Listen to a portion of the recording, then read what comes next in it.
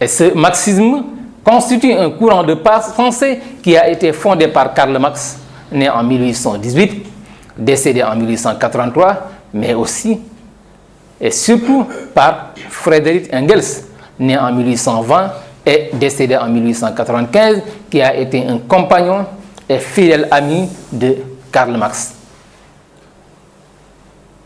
Ce marxisme est une théorie générale du capitalisme, de son évolution, de ses contradictions et de son sort.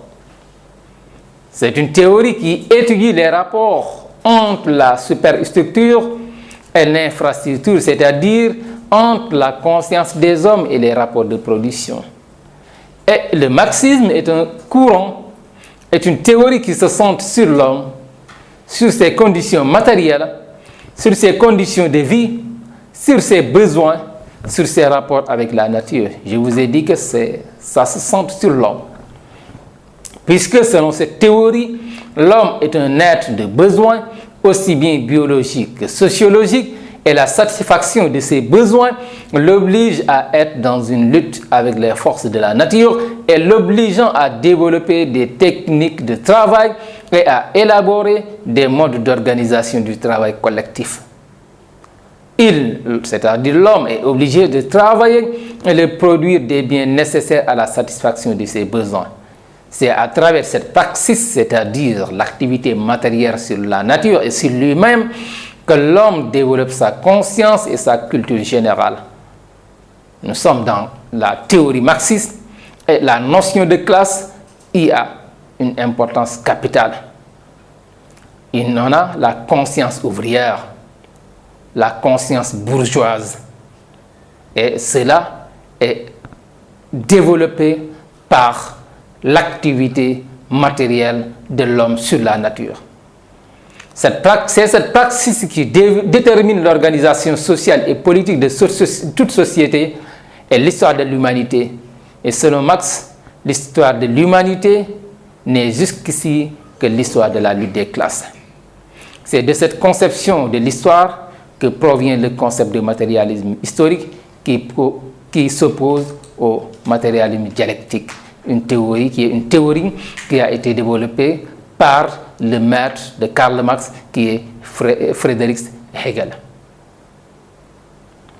Karl Marx et Engels ont beaucoup insisté dans leur théorie sur le concept de lutte des classes.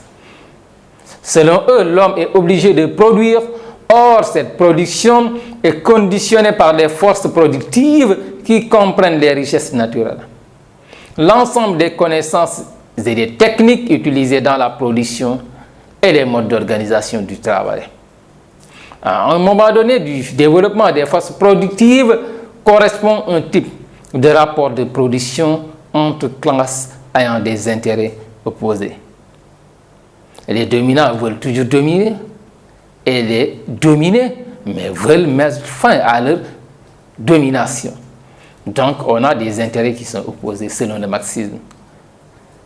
Selon l'histoire donc, il y a eu des rapports entre exploitants et exploités, entre classes dominantes et classes dominées, et ces rapports ont beaucoup évolué au cours de l'histoire.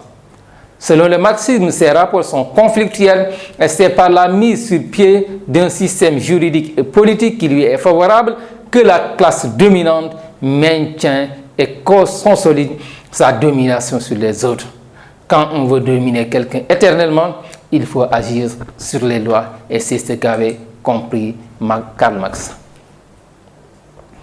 Et il faut comprendre que Karl Marx a théorisé l'évolution de l'humanité. Mais contrairement à Auguste Comte, Karl Marx ne pense pas que l'évolution de l'humanité est unilatérale. Il y a eu une diversité des voies de cette évolution. Selon le marxisme, les différentes phases de l'évolution de l'humanité sont la communauté tribale qui est une extension de la famille, et il y avait une opposition entre prolétaires et esclaves. Au début de cette communauté, il n'y avait pas d'opposition. Mais c'est à la fin, pour maximiser les récoltes, que l'on a instauré ce système d'opposition entre prolétaires et esclaves.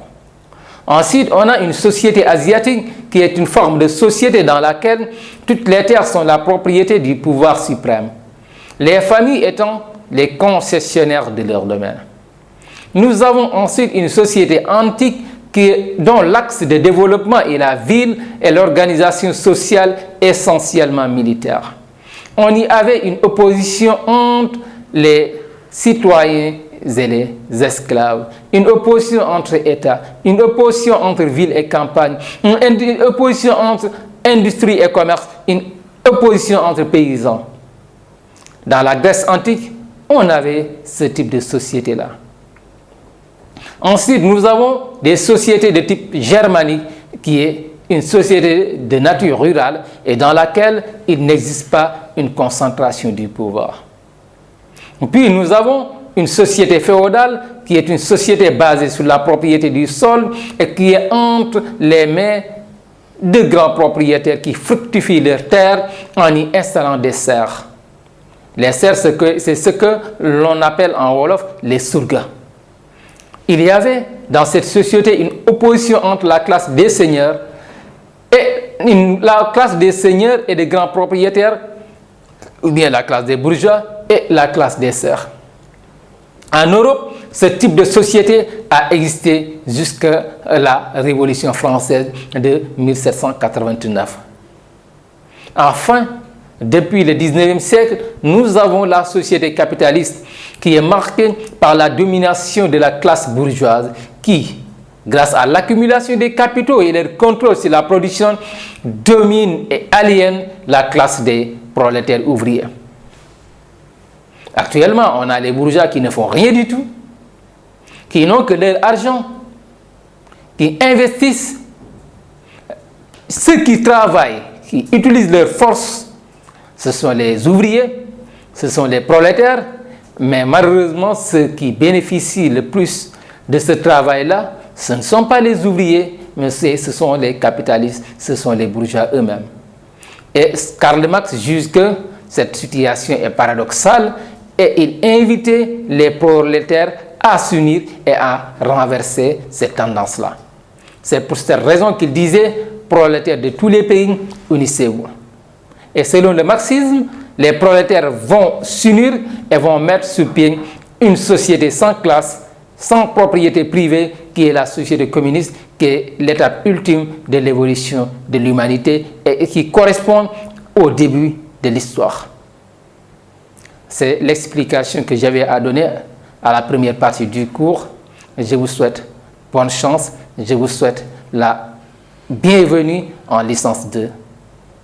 On aura l'occasion d'expliquer davantage le reste du cours à travers les tests de connaissances et les travaux dirigés. Je vous remercie.